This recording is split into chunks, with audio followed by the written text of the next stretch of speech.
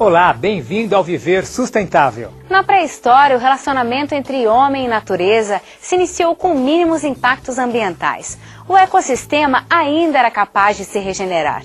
Nos dias de hoje, nossas interferências ao meio ambiente causam consequências definitivas, como, por exemplo, a escassez de recursos naturais, o aquecimento global e a devastação das florestas. Nós precisamos mudar nossos valores e, para isso, precisamos de uma nova base, uma nova educação ambiental. Este é o tema do programa de hoje. Veja como a educação ambiental pode interferir no meio ambiente e na sociedade. Descubra quais são as iniciativas do governo de São Paulo neste setor. E conheça alguns projetos públicos, privados e de ONGs que trabalham a favor da educação ambiental. No cenário urbanizado em que vivemos atualmente, nos esquecemos do relacionamento com a natureza. A educação ambiental pode trazer de volta os nossos valores em relação ao meio ambiente. Qual foi a última vez em que você tomou água de uma nascente? O último lixo que você jogou foi colocado no cesto correto? Você já plantou árvores? Costuma olhar a origem dos produtos animais que você compra ou consome? A relação homem e meio ambiente se distanciou nos últimos anos. Novas tecnologias e cenários urbanos ganharam espaço no nosso cotidiano. E os valores relacionados à natureza possuem poucos pontos de referência na sociedade moderna. Toda e qualquer atitude ambientalmente incorreta que nós tomamos, como não separar o lixo para coleta seletiva, comprar produtos advindos de áreas desmatadas, não apagar a luz ao sair dos cômodos, entre outros atos, podem acarretar em grandes consequências ao meio ambiente.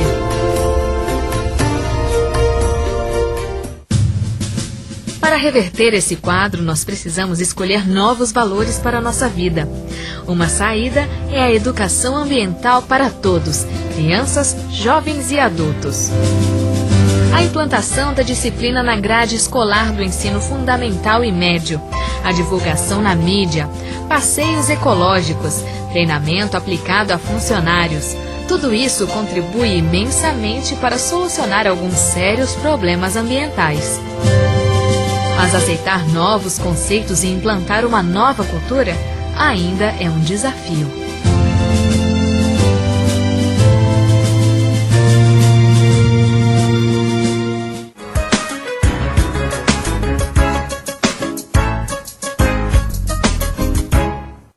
Meu nome é Carolina, eu estudo Rádio e TV e eu gostaria de saber como a conscientização pode contribuir para a redução dos impactos à natureza. Consciência é o repositório em nós de princípios e valores.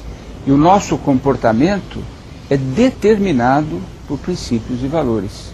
Por isso, o cerne da questão ambiental é como transformar preocupações em valores. Preocupações que povoam a nossa mente alguns minutos por dia em valores que nos acompanham todo dia e determinam o nosso procedimento. Se conseguirmos isso seja feito de uma forma praticamente universal, o comportamento muda. E esse comportamento ajuda decisivamente a mudar a nossa postura em relação aos problemas ambientais. Meu nome é Mônica, sou gerente comercial e gostaria de saber como a conscientização pode ajudar nas decisões governamentais. Para enfrentar um problema ambiental, nós temos que atuar simultaneamente em 3 vertentes: conscientização, legislação e investimentos públicos. A conscientização é fundamental, porque o cidadão consciente, ele faz pressão sobre os legisladores, sobre vereadores, deputados, senadores, para que votem leis que protejam a natureza. E também faz pressão sobre o Poder Executivo, sobre o prefeito, o governador, sobre secretários, ministros, para que aloquem recursos necessários e indispensáveis para reverter aquilo que já foi degradado. No próximo bloco, você acompanha a entrevista com Raquel Azari, diretora de projetos da Coordenadoria de Educação Ambiental de São Paulo, para nos falar sobre as iniciativas do Estado. Fique ligado. O Viver Sustentável pergunta: em média, quantos quilos de lixo um brasileiro produz por ano? Letra A, 100, B, 150? C, 350 ou D, 500 quilos? A resposta correta você confere no próximo bloco.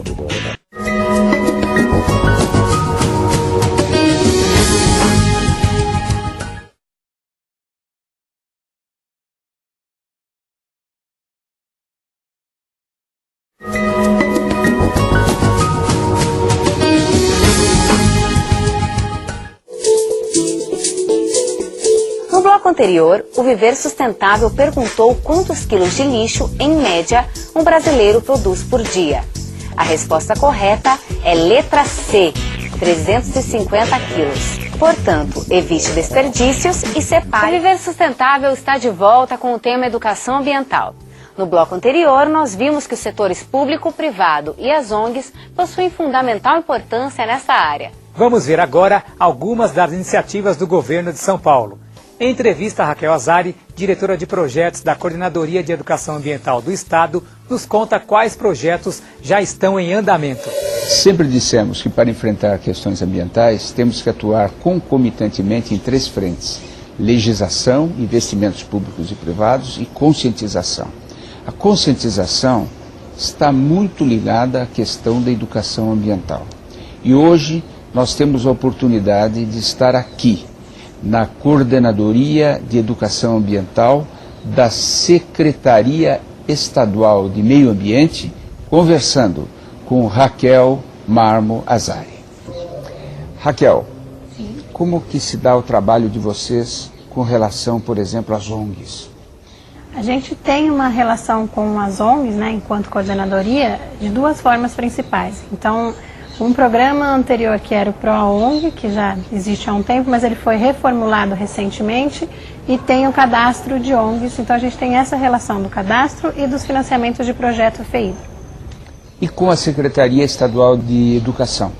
De Educação, a gente, pela Política Estadual de Educação Ambiental, que foi aprovada agora em novembro de 2007, nós temos a incumbência, a Secretaria do Meio Ambiente e a Secretaria da Educação, de gerir a educação ambiental no estado de São Paulo. Então a gente tem uma relação bastante próxima com a Secretaria da Educação. Quais os programas que vocês têm para as crianças aqui do estado de São Paulo? Olha, o primeiro programa da Secretaria do Meio Ambiente voltado para o público infantil é o Criança Ecológica, que é então esse ano que a gente fez, que é para as crianças na faixa etária de 8 a 10 anos, com material didático de apoio e locais de visitação para que elas entendam os conceitos de meio ambiente de forma lúdica e ainda possam levar para casa as atitudes ambientalmente corretas que elas têm que ter.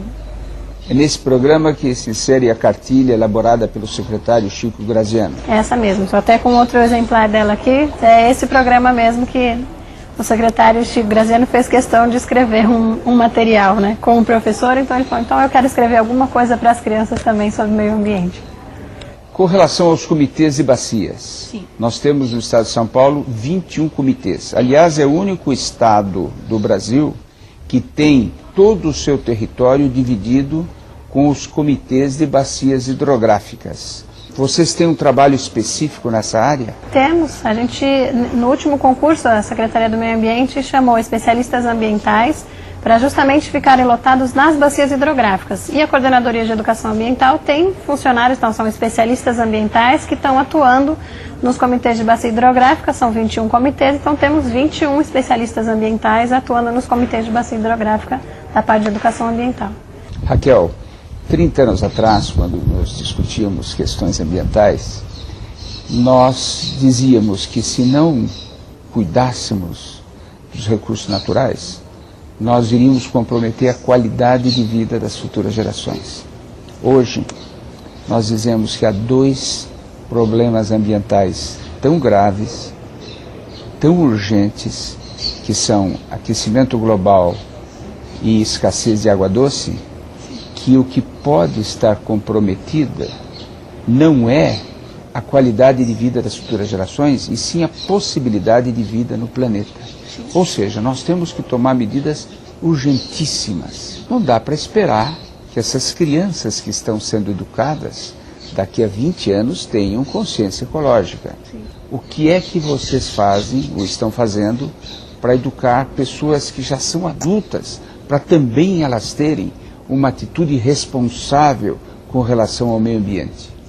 O senhor está coberto de razão. Se a gente esperar as crianças para conseguir mudar a qualidade ambiental, é muita responsabilidade em cima delas, né?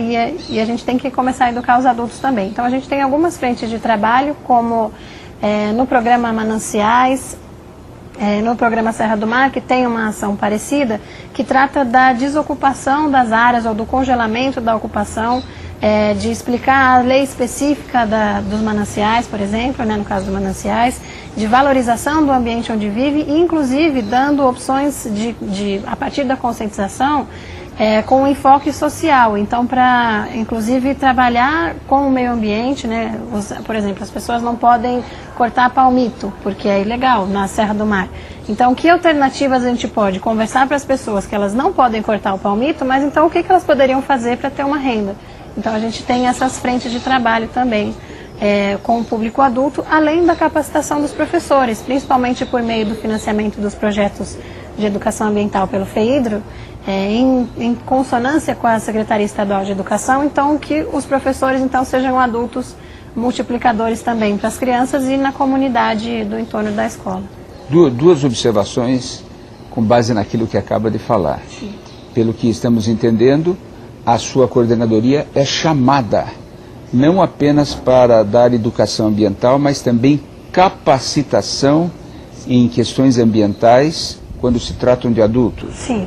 Tanto nos projetos da Secretaria do Meio Ambiente, então tem os 21 projetos estratégicos e todos têm um componente de educação ambiental onde somos chamados a dar conta desse aspecto, quanto até demandas externas. Então, por exemplo, as secretarias municipais de ensino, então dentro desse programa Criança Ecológica, elas estão demandando a Secretaria de Meio Ambiente, né, a Coordenadoria de Educação Ambiental, de dar diretrizes, auxiliar na capacitação dos professores que vão trabalhar com as crianças esse enfoque de meio ambiente.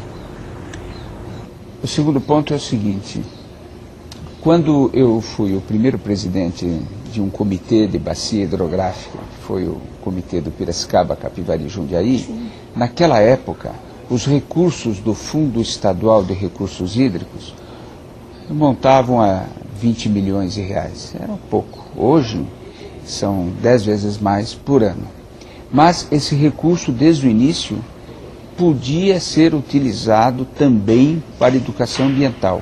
Hoje, a própria Secretaria do Meio Ambiente utiliza esses recursos do fundo, do FEIDRO, para programas de educação ambiental? Sim, também. A gente tem esse papel fundamental, desse papel gerenciador dos recursos financiados, então é uma forma de descentralizar os projetos de educação ambiental.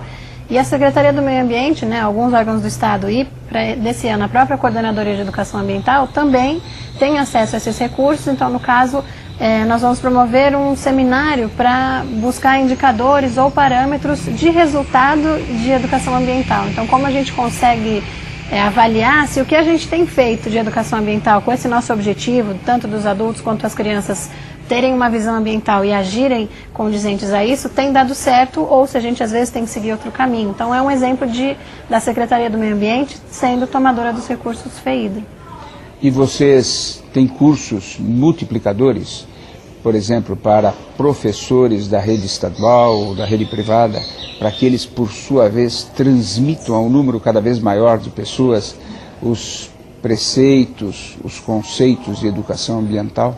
Sim, como o senhor disse, principalmente por demandas, né? Então, neste caso, a gente ainda estabeleceria um plano de ação, mas o que já está acontecendo é, dentro do programa Criança Ecológica, estão tendo encontros regionais de educação ambiental. Então, são chamados a participar os professores dos municípios, né, por regiões de bacias hidrográficas, a participarem para fazerem uma dinâmica. Então, é uma forma já de capacitação desses professores para aplicação. Então, a gente tem essa frente também. Aqui no estado de São Paulo, a Secretaria de Meio Ambiente, seguindo a orientação do governador José Serra, sim, implantou 21 projetos prioritários com relação ao meio ambiente. Sim. A coordenadoria de que faz parte atua em todos esses projetos? Olha, praticamente todos.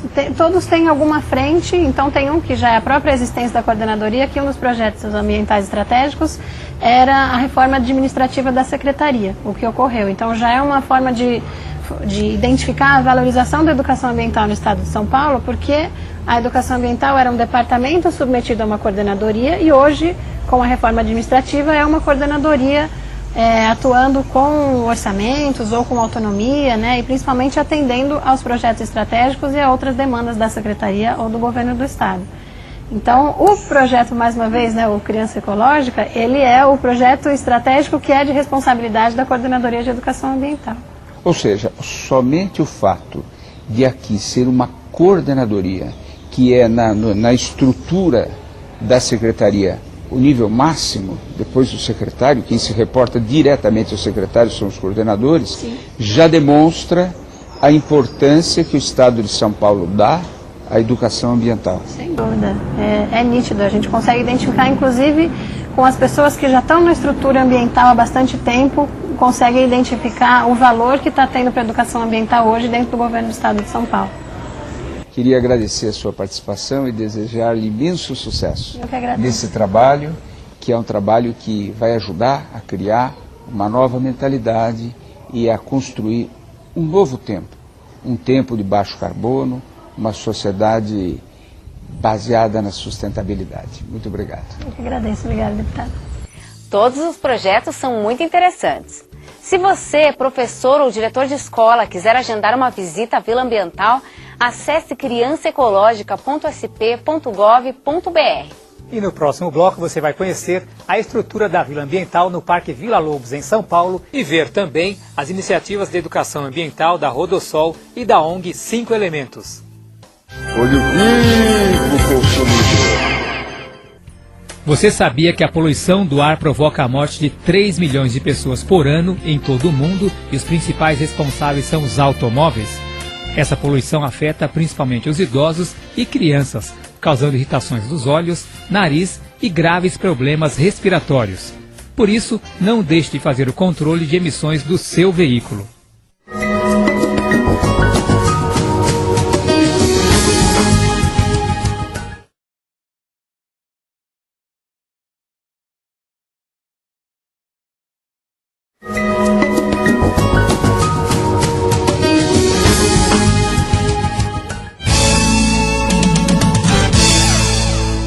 Você sabia que se metade da população mundial fechasse a torneira na hora de escovar os dentes, a água economizada em apenas um mês seria equivalente à quantidade que cai das cataratas do Iguaçu durante 50 dias ou 2 meses? O Viver Sustentável está de volta com o tema Educação Ambiental. Vários setores já se mobilizam com a questão da conscientização ambiental. Vamos ver agora 3 iniciativas que têm como objetivo resgatar valores ambientais da sociedade. A palavra sustentabilidade não é mais um bicho de 7 cabeças para a criançada. O governo do estado mantém em São Paulo a Vila Ambiental.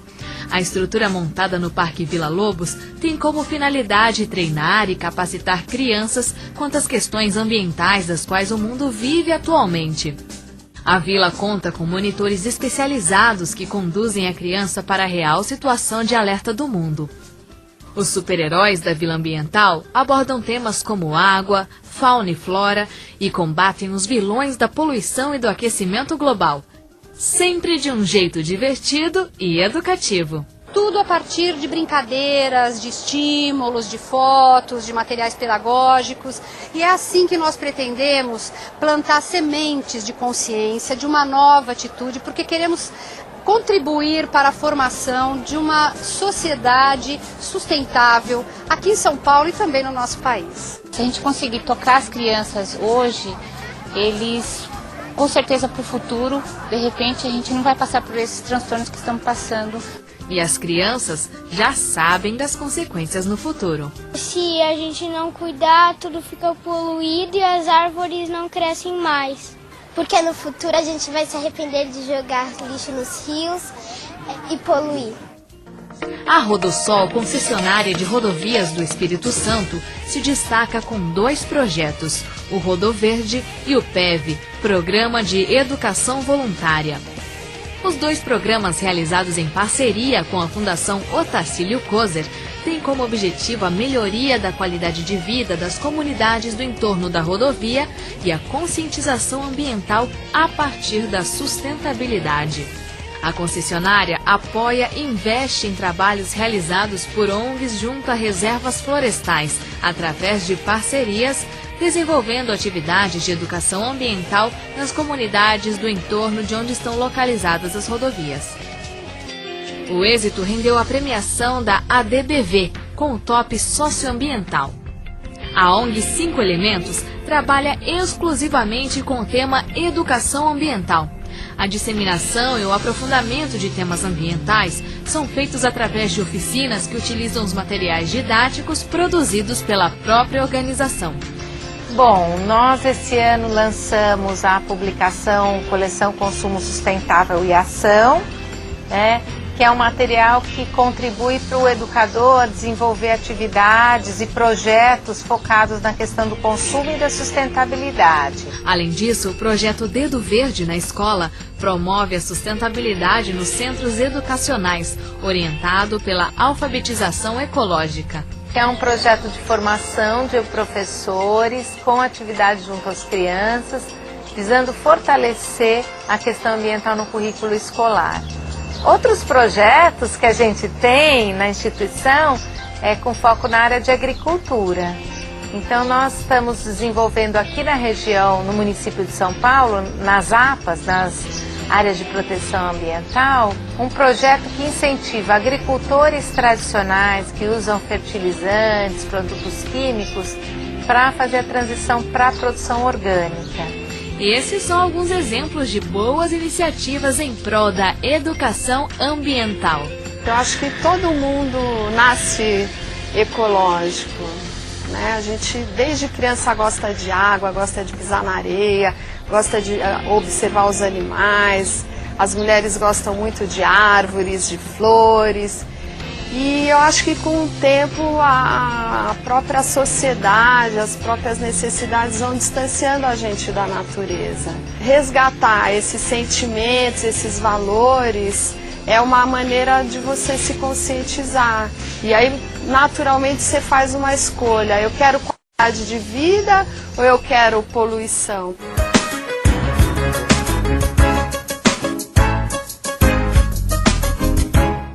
Meu nome é Felipe Lopes e faço jornalismo.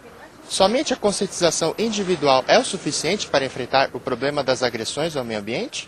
O cidadão consciente se transforma num consumidor consciente, muda o seu comportamento e não para aí. Ele procura pressionar seus colegas, parentes, amigos, para que também adotem posições sustentáveis. Começa a pressionar as empresas, cobrar das empresas que elas mudem o seu padrão de produção, incorporando valores sustentáveis. E pressionar o governo para que os governantes coloquem na sua agenda a discussão sobre questões ambientais. É sempre bom lembrar, vontade política não nasce por geração espontânea, ela é decorrente da pressão da sociedade organizada. Você também pode participar do nosso programa mandando sugestões de temas e perguntas para contato@viversustentável.net. E acesse também nosso site viversustentável.net. O Viver Sustentável fica por aqui. E não se esqueça, para mudar o mundo, precisamos fazer a nossa parte. E a sustentabilidade é o caminho. Até o próximo programa. Até lá.